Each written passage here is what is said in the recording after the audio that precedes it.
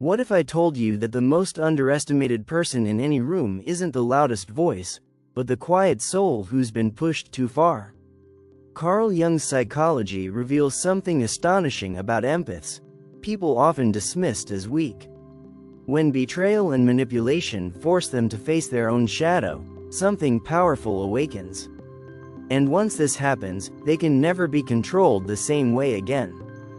Empaths are often mistaken for fragile, overly sensitive, or even naive.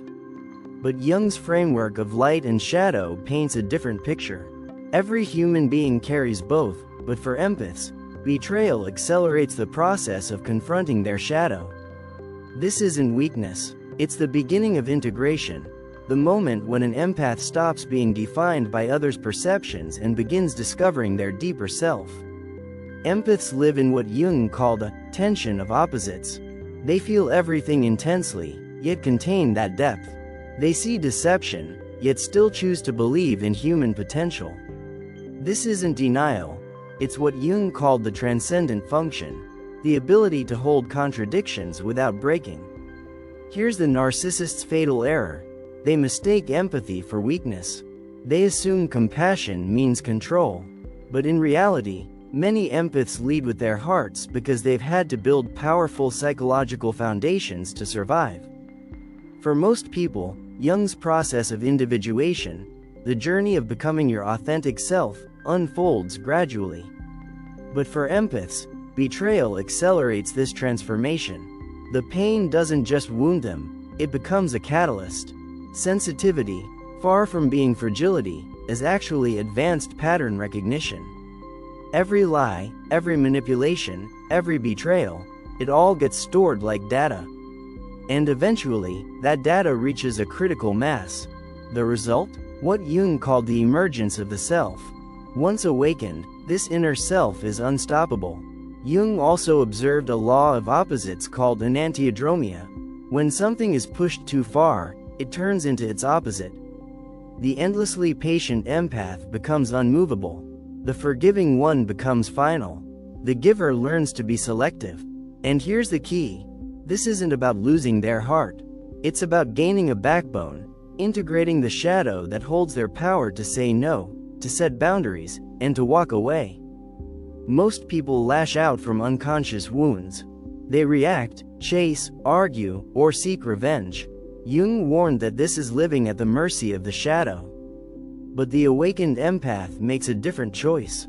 They don't need to destroy their betrayer, because they've already won the most important battle, the one within themselves.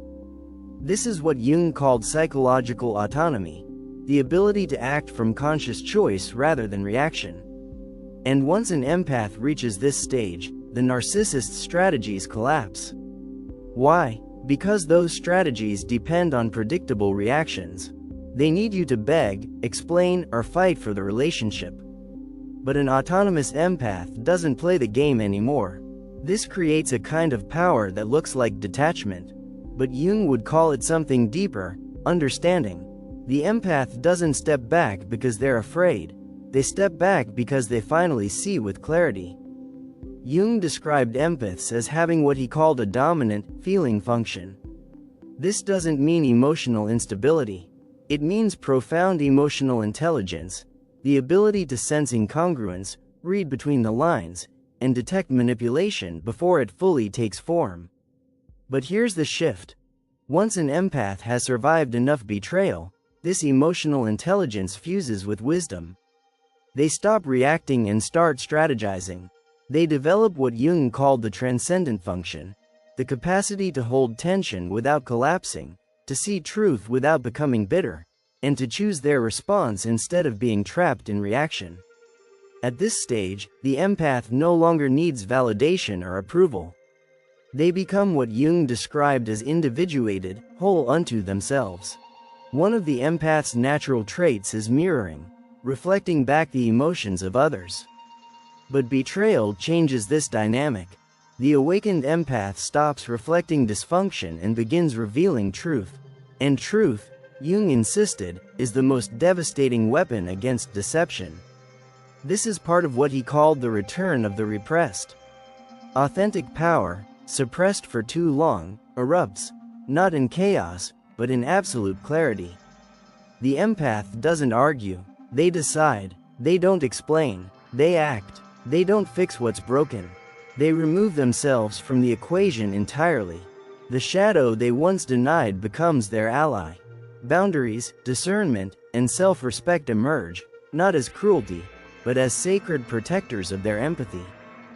This is the stage Jung considered true psychological sovereignty. The empath no longer seeks external completion. They stop apologizing for their needs. They stop explaining their boundaries. They stop giving their energy to black holes disguised as people. And yet, they remain deeply human. They still desire connection, but now only choose relationships rooted in mutual respect, reciprocity, and genuine care. Jung called this the art of conscious relationship. The empath's sensitivity hasn't vanished, it's been refined by wisdom. They can love selectively, forgive wisely, and walk away decisively. The fully awakened empath becomes what Jung would describe as a force of nature. They are not destructive, but they are unshakable. They don't seek revenge, because they've transcended the need for it. They don't fear being alone, because they've become excellent company for themselves. And here lies the narcissist's greatest fear: a person who can no longer be manipulated, controlled, or broken. Someone who has transformed wounds into wisdom, suffering into strength, and sensitivity into sovereignty. This is the psychology of the awakened empath. They don't lose their compassion, they learn to guard it. They don't stop feeling deeply, they learn to channel it wisely. They don't become cold, they become complete. If this resonated with you, I'd love to hear your story. Do you see yourself somewhere on this journey? Drop a comment below and let others know they're not alone. And if you found this valuable, share it with someone who might need to hear it today.